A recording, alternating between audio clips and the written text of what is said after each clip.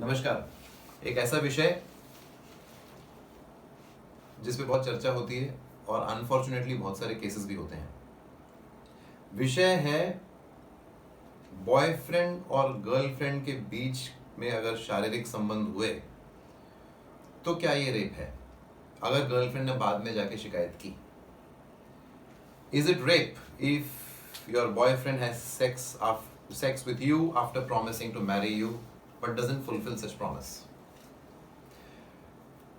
कहीं ऐसी परिस्थितियां हैं जो भारतवर्ष के लिए यूनिक हैं, जो मात्र भारतवर्ष में पाई जाती हैं। ये भी उनमें से एक है।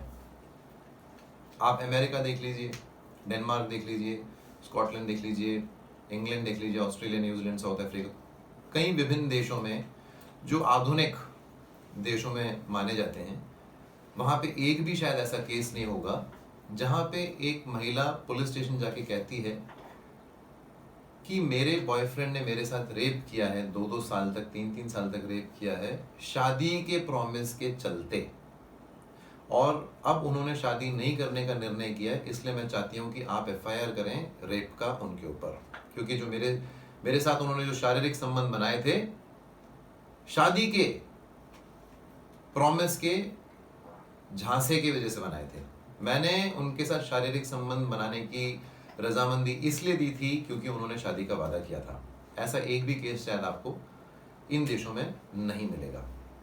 आए दिन ऐसे केसेस भारतवर्ष में प्रचलित हैं।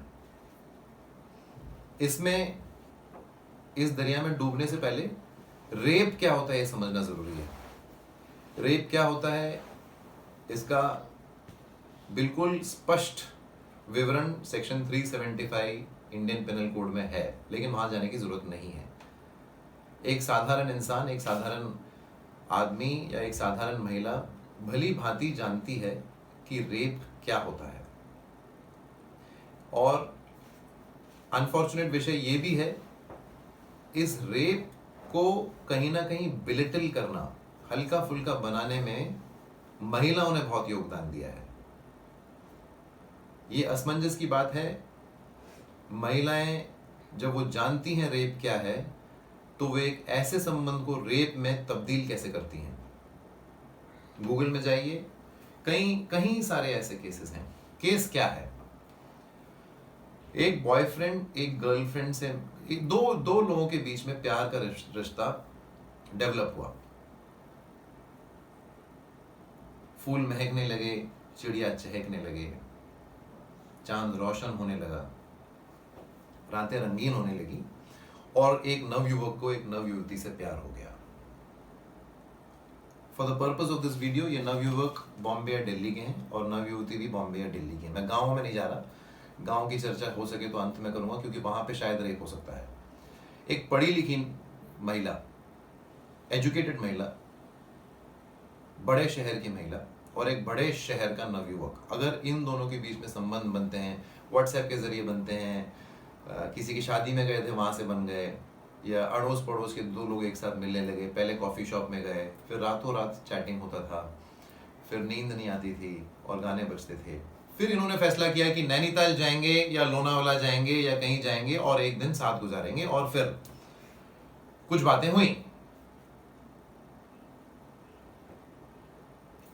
ये रिलेशनशिप 2 साल तक चला या 2 महीने तक चला या 2 हफ्ते तक चला या 5 साल तक चला। और इसमें भी 2 सिचुएशंस हैं ऑफिस वाली। अगर ये हुई तो ये बात है, अगर ये बात हुई तो ये बात है। पहली बात ये है कि अगर मान लीजिए बॉयफ्रेंड ने दरअसल प्रॉमिस किया कि हम आपसे शादी करना चाहते, ये तो बिल्कुल इम्पॉसिबल है कि बॉयफ्रेंड, एक आम आदमी कैसे सोचता है वैसे सोचिए, क्या ये रियली पॉसिबल है कि बॉयफ्रेंड और गर्लफ्रेंड चैट कर रहे हैं और बॉयफ्रेंड झट से बोल देता है हम आपसे शादी करेंगे, और गर्लफ्रेंड कहती है कि अगर ये सही है तो हम आपके साथ संबंध बनाने को तैयार है। कभी नहीं होता है, कभी भी नहीं होता है। It is little difficult to believe. अगर ऐसा हुआ भी हो और अगर मान लीजिए बॉयफ्रेंड ने अपना अभिप्राय बदल दिया हो 1 साल के बाद या 2 महीने के बाद, और अगर उनको लगता हो कि मैं इनके साथ शादी नहीं कर सकता, हम दोनों खुशी खुशी पारिवारिक जीवन नहीं व्यतीत कर सकते, तो मैं इनसे शादी नहीं करूंगा, अगर उन्होंने ये निर्णय लिया, तो क्या वो शारीरिक संबंध जो बना था वो रेप है? नहीं है, बिल्कुल नहीं है। मान लीजिए अगर ऐसा प्रॉमिस ही नहीं हुआ था, क्योंकि ये प्रॉमिस स्टैम्प पेपर पे तो होते नहीं है। नैनीताल या बीचेस, जुहू बीच, अलीबाग बीच जाने के पहले कहीं कॉन्ट्रैक्ट तो साइन नहीं होता है।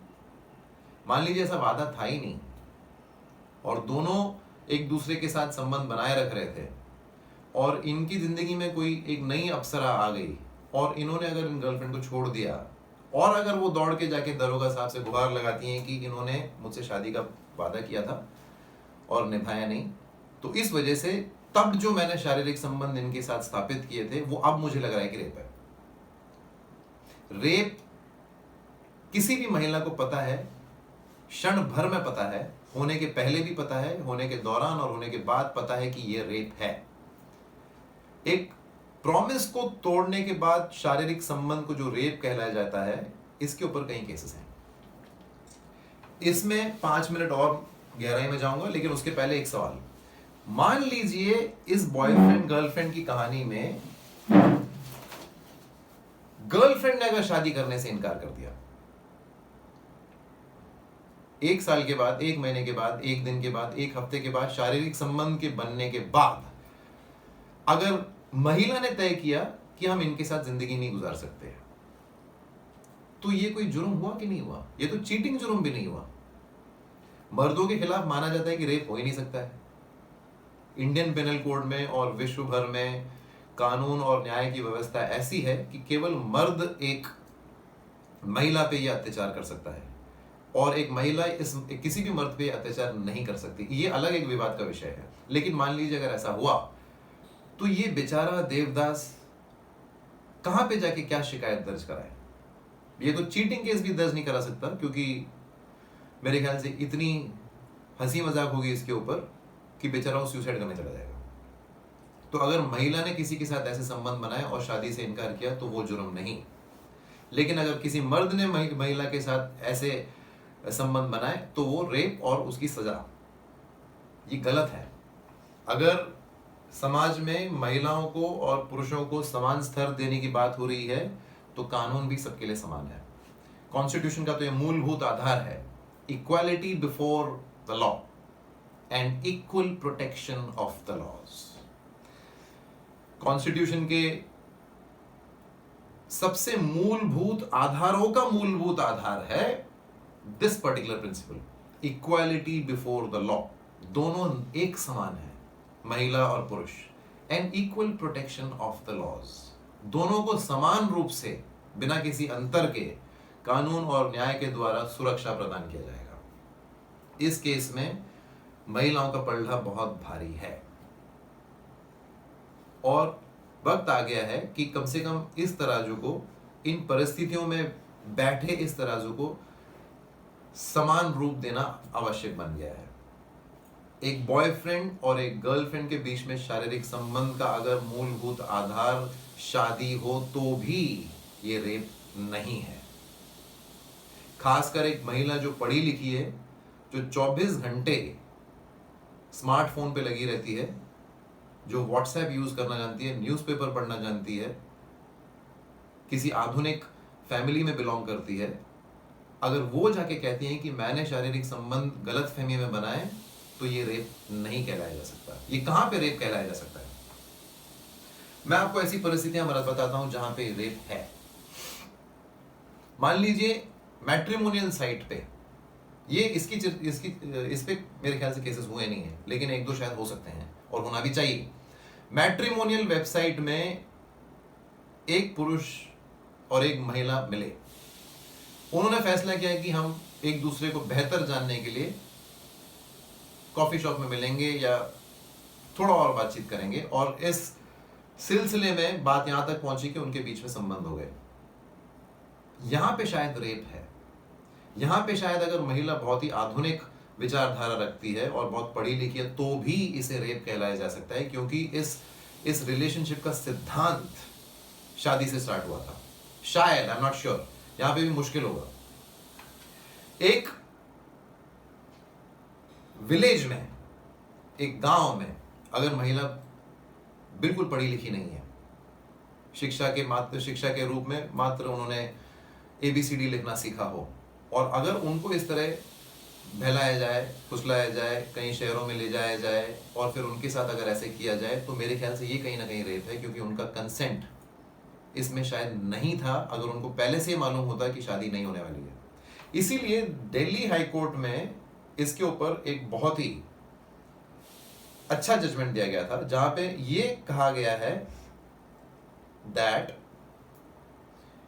It is a case to case basis decision. It is difficult to say.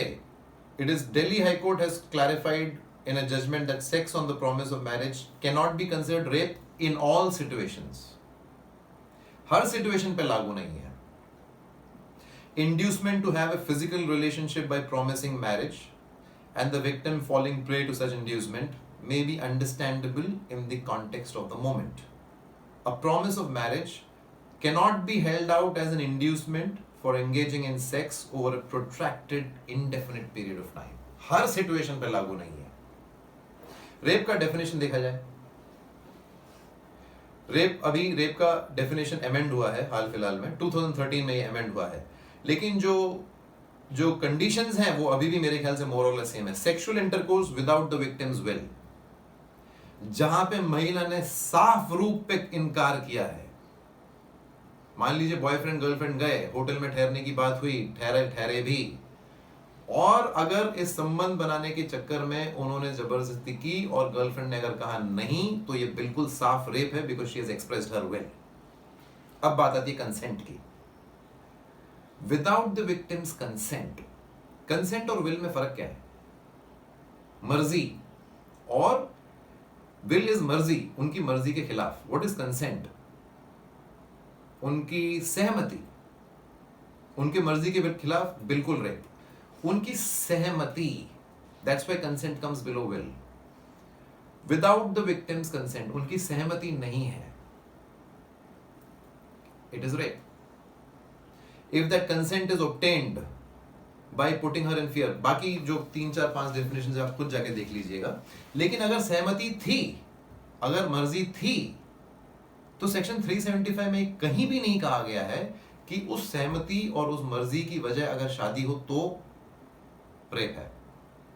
दरअसल सोचने लायक बात यह है, भारतवर्ष में मैरिटल रेप यानी शादी के संबंध के चलते अगर हस्बैंड ने वाइफ को रेप किया तो वो रेप नहीं है. India is one of those countries where husband can rape his wife openly at any time without her will, against her consent. It is simply not rape.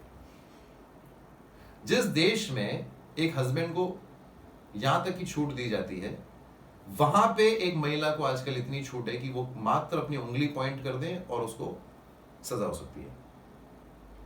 Now, how do you benefit from this video and this position of law in your real life?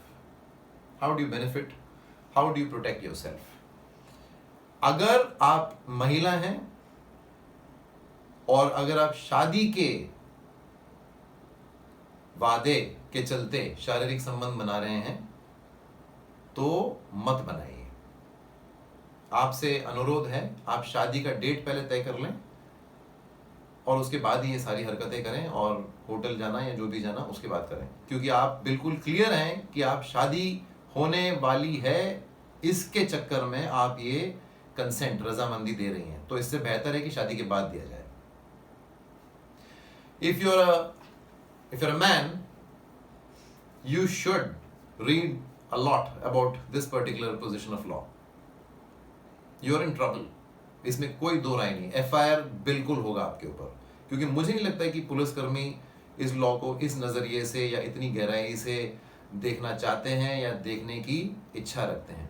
शिकायत आई है, अगर उनको लगता है कि आपको बुलाना पड़ेगा तो आपको बुलाया जाएगा. पूछताछ तो बिल्कुल होगी, और पूछताछ करने की जिम्मेदारी उन पे है. क्या पता आपने वाकई में रेप किया हो. If you're a young man listening to this video,